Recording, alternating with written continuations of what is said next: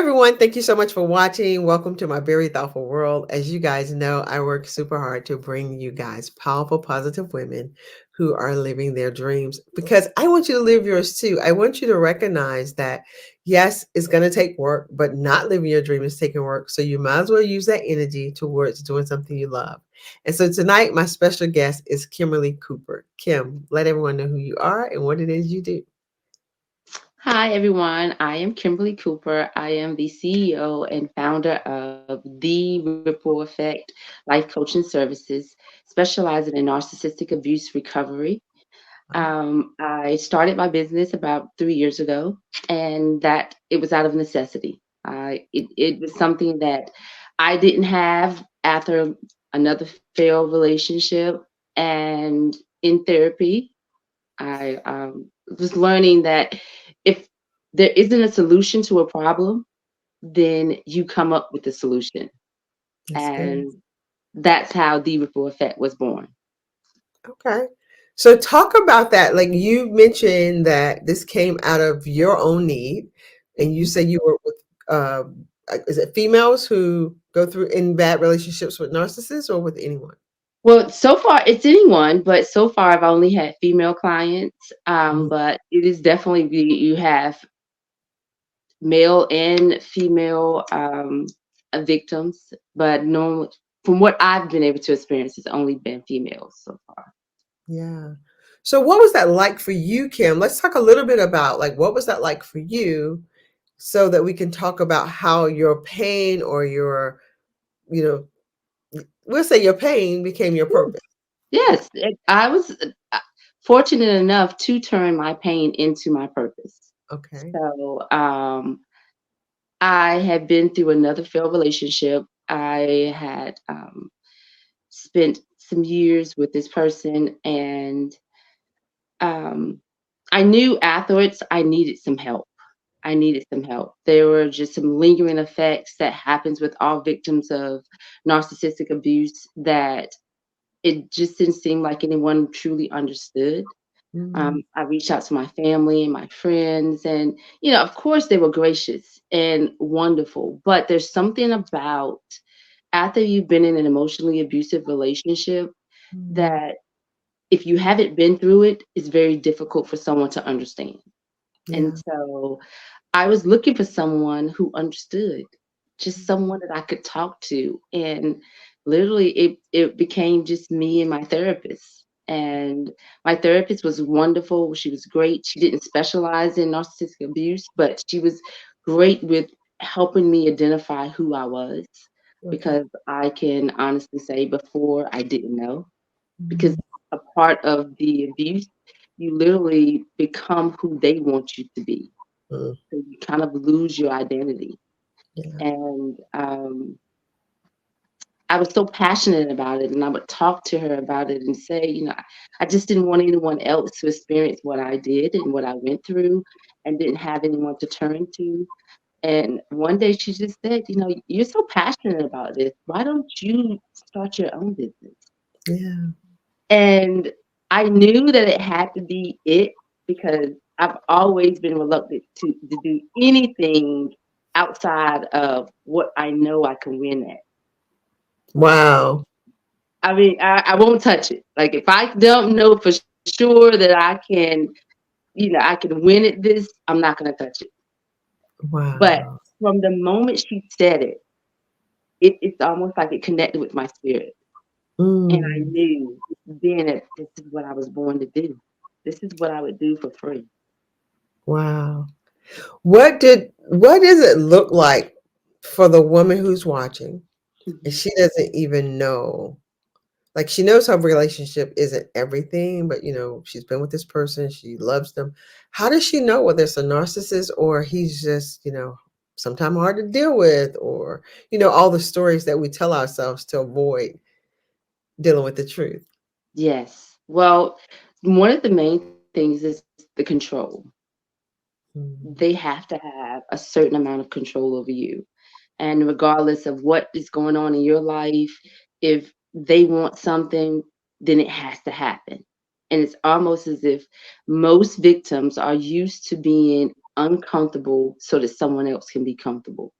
Mm, And we wow. see that as almost like a badge of honor. We love to take care of people. We like to make sure they're good, but we don't realize like it literally eats away at your soul Mm, eventually. yeah. And so the main thing, like I said, would be control. The next would be this grandiose behavior. A lot of times, depending on the type of narcissist that you're dealing with, they have very um, a certain way of doing things. You could be having a normal day, and if they're not getting the validation that they need or the supply that they need, then all of a sudden it could be turned into World War III, just Wow. out of the blue. So you never know when the shoe is going to drop. So you're Mm, always kind of on edge. You're always kind of, you know, tiptoeing, walking on eggshells to make sure that everything's good around that person. You know, you want to make sure that the dinner is right. You want to make sure that everything is just laid out a certain way because you get to know your narcissist. You know them. They know you. A mm. lot of times that back and forth of just knowing that this person you want to make happy, you really with all your heart, you want to make them happy, but at the end of the day, it's impossible because we both know that you cannot make someone else happy. Yeah, I was going to ask you to speak to that because, that whole notion of making someone happy. Talk a little bit about that too, because I'm always tickled that the one of my videos that went viral, the very first one, I made the comment in the video that your partner is not responsible for your emotions. Right. And I got attacked for people were saying, "Oh, you're what did they tell me? I think someone did call me a narcissist or said I was giving power to the narcissist. Someone else said that I was, what's that other term they use now?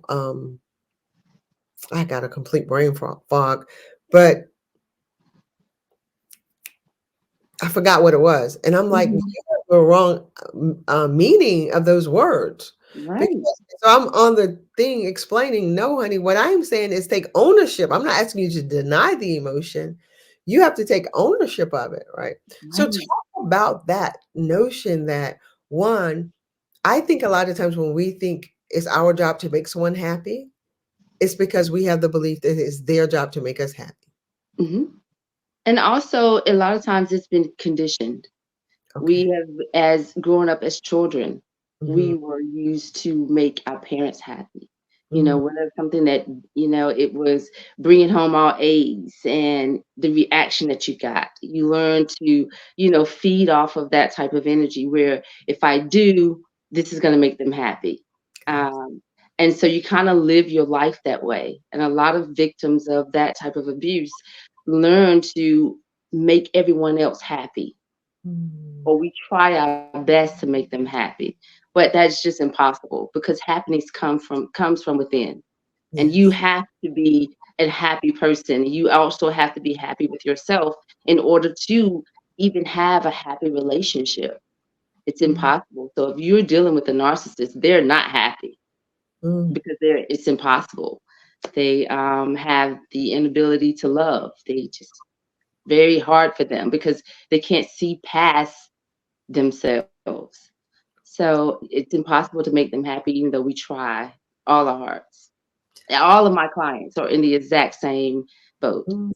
They were Wow. really bent over backwards. So they're some of the most awesome people that you can think of. Highly empathic, just, you know, genuine good people. And we operate on the assumption that everyone has the same heart as we do. Mm. Yeah, And it's just not true. that's right. That is, it's not true. So how do you, what helped you? And I'm asking these questions because yes, this is about entrepreneurship, but we're women, right? We're women first. Right, right. What was it that happened that made you finally say, I need help? Like this isn't okay. Well, I'm glad you asked that question because I had a really good coworker that I worked with, and she was always talking about therapy. Always talking about therapy, and she would have her online sessions, and she would have to go, and she just made it completely normal. And I remember in the beginning when she would talk about it, I would think, "Oh, girl, you crazy!" Like, I am not talking to somebody about any of my but she made it so normal that I felt the need to listen to had to talk to someone about my Mm, issues. And my ex had also said the same thing, like, "You need to go get some therapy." But I mean, of course, he was being sarcastic. But at the same time, I internalized that. I actually sought the help of a licensed therapist, and from that, I became a whole different person. There were things mm, that I had never questioned. I never thought about questioning. It was always what was told to me. I swallowed it and I pushed it out. I mm, never had a thought to question anything. And through therapy, I just learned that I have a voice and I could use it. mm. So was it the therapy that made you kind of go, this isn't a good situation, or did you know it was in a good situation, and you needed the therapy, hoping that it was you was going to help, like kind of make you better in the situation? That's what I thought. I thought Ah, that if I fix me, mm, then the relationship would be fixed. okay. I never really thought anything about, I knew that the relationship was toxic. I knew that we had a lot of issues, but you have a lot of recall where you can really only recall the good parts of the relationship. It's very difficult to focus on the things that happen that are bad because your brain is designed to keep you safe. And Yes. so that's what my mind was doing. It was pushing all of the horrible things to the back and, the few good things to the front. And Mm, so I went in trying to fix me, and I ended up learning more about me and the relationship that I was in. okay. Okay. And how long after your therapy and you going, okay, I didn't have anyone to talk to me about this. What what was the thing that made you go, I got to do this? I know you said your therapist suggested it, but I also understand Mhm. that it's strange enough because I became a coach because of my therapist. Really? Wow. She she said I was dealing with betrayal, and she was the kind of Mhm. therapist, and she would run her program because she would do group therapy, but she ran it more like coaching because of that. And Mhm. for prior to her being able to get me in a group, she would work with me one on one. And she said, she's like, I just love it when I look and see you on my calendar because I've never met anyone who has such an upbeat, optimistic, view of what you're going through. Because Right. I just believed that, my scripture at that time was, yea, though I walk through the shadow of death, I will fear no evil. Mhm. So my word in that scripture was through.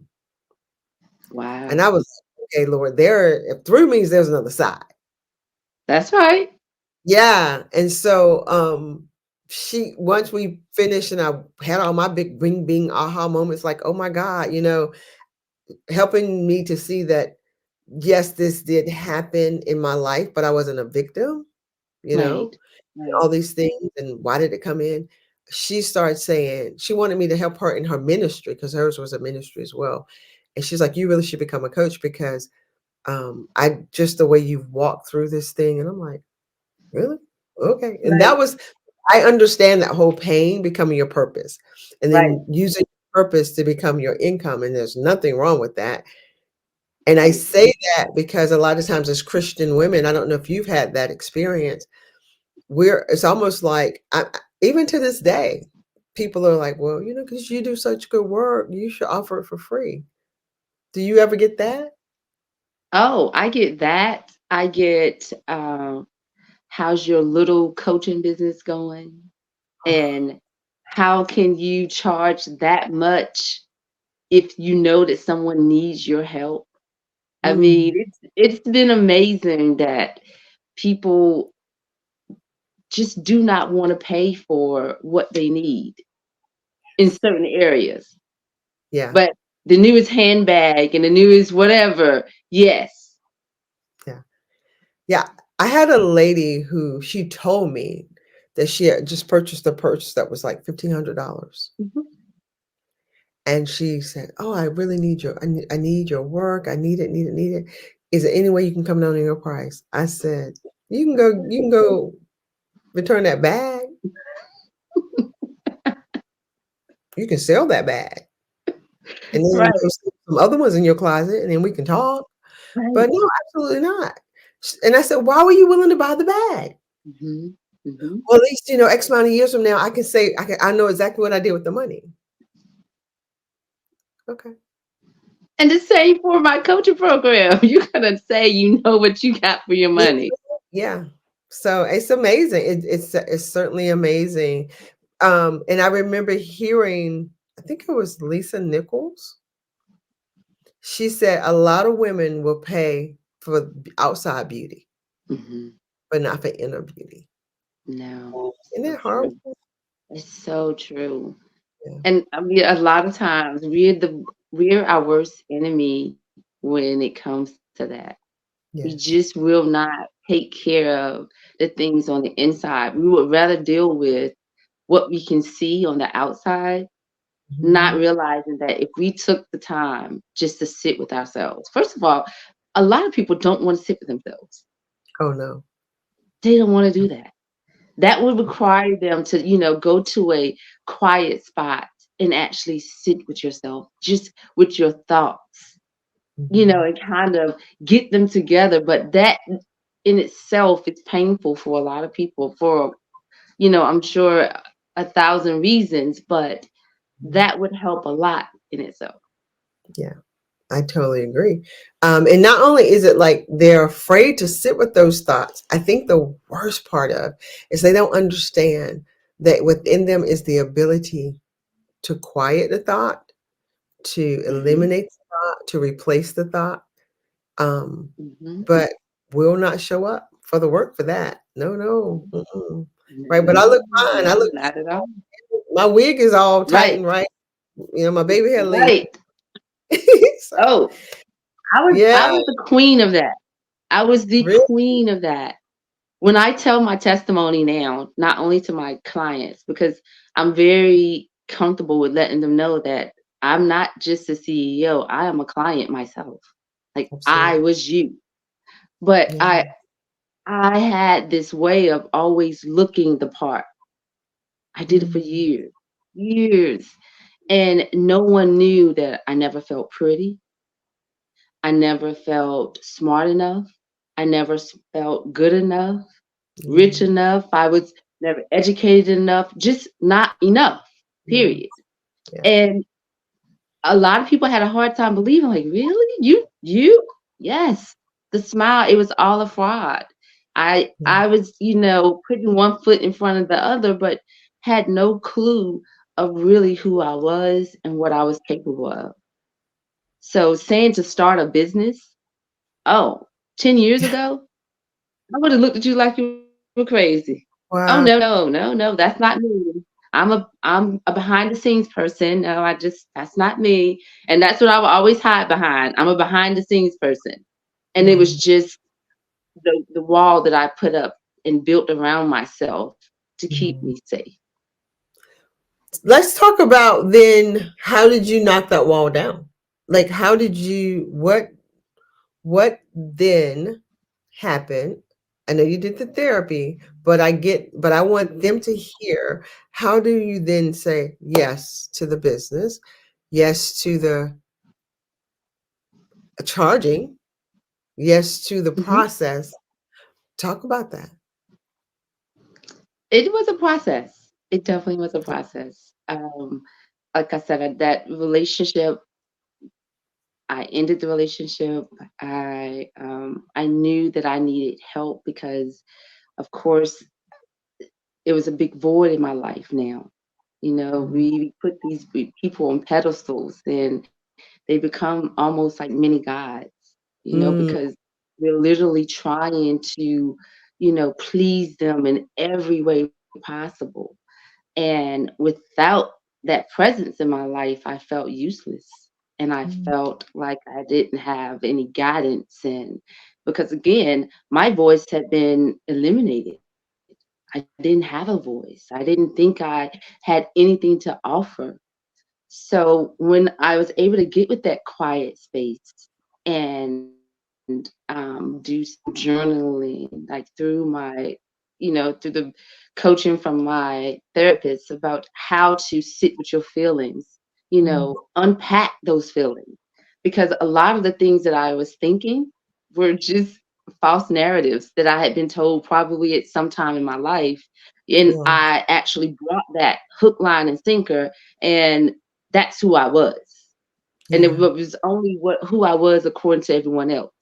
But I had Mm, to actually sit with myself and find out who I was, yeah, who I always wanted to be, who I always thought I could be. I could dream it, but it was always seemed like a dream. And it would almost be, if I would think about things that I wanted to do in the future, and like I said, if I couldn't win, I'm not going to touch it. So it was just one of those things that, nope, that's not for me. Even though, yeah, I think it in my heart, I would like to do it, but I can't do it. So after sitting with myself for a while and actually, letting those uncomfortable thoughts come to the surface and actually peeling back the layers, like, so why do you feel like you're not enough? Well, mm, I would say I have a speech impediment. Sometimes my words, I can't enunciate my words like everyone else. So that was one of my problems. I thought that meant somehow or another that I was disabled in a way. I mean, wow. just the lies that the devil feeds you.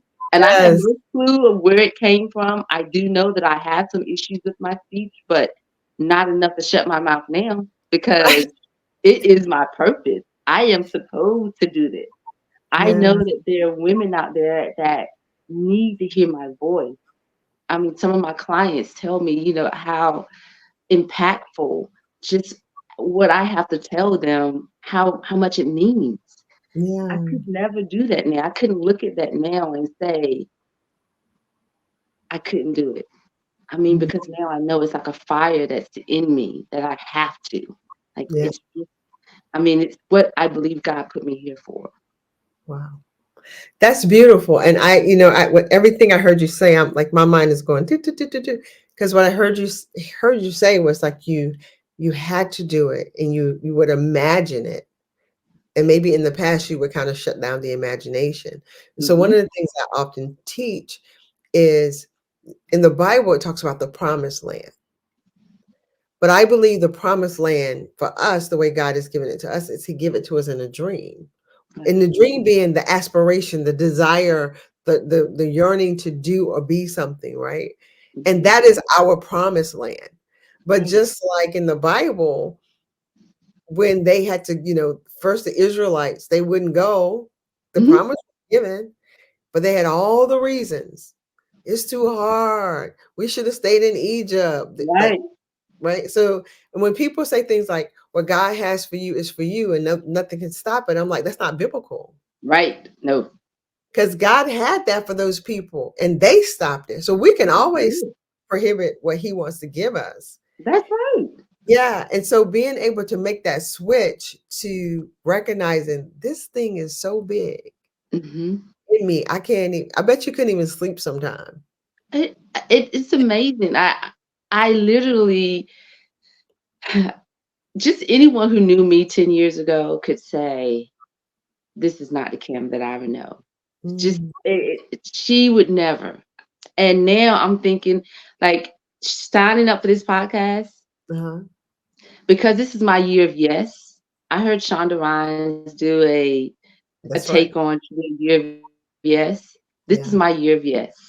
Awesome. Anything that makes me feel uncomfortable, but I know it's good for me, I'm doing it.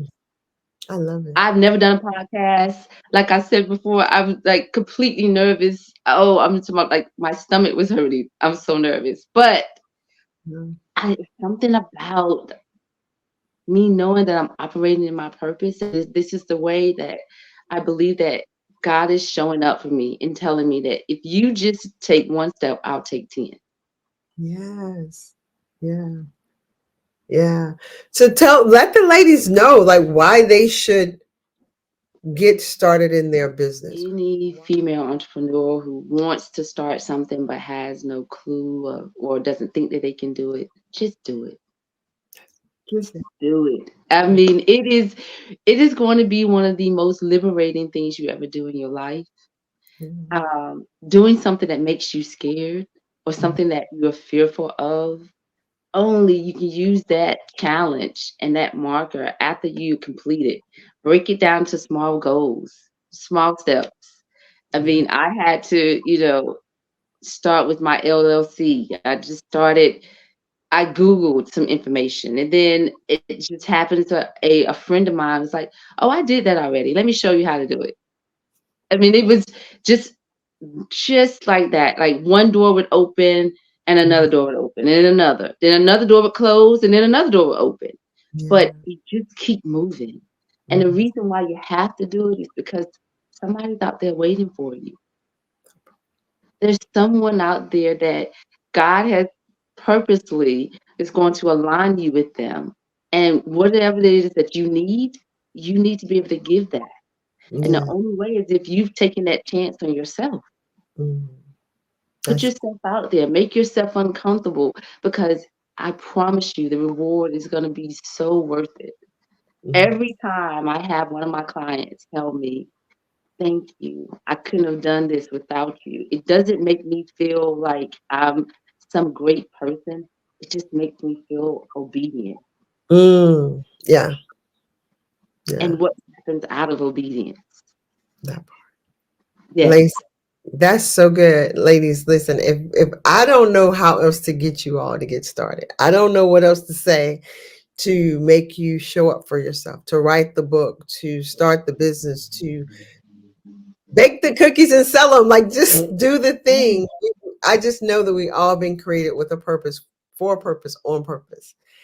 And I know what it feels like, much like what you talked about earlier, not to live it, the stifling, the hurt, the heartache, the pain of having to live lower than who you've been called to be.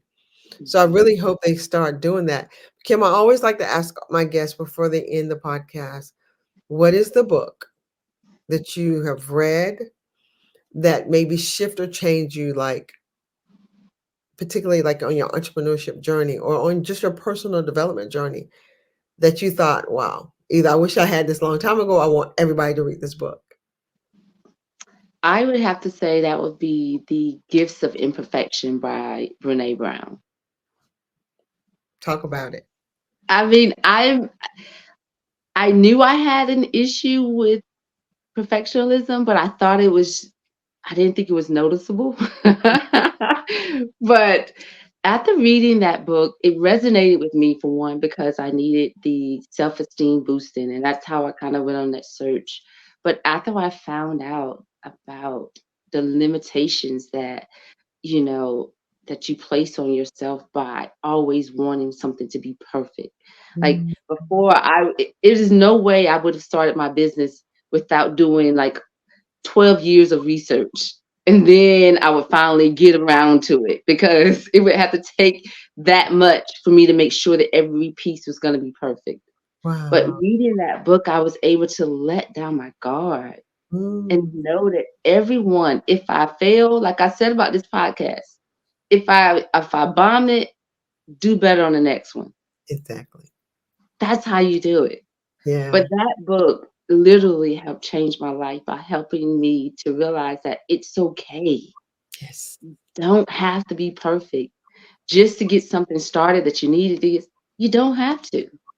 Yeah. I remember when I read that book, I remember thinking it felt like a love letter from God. Yes, wasn't it? It Felt was. like God had said, listen, girl, you're a little slow with with my word.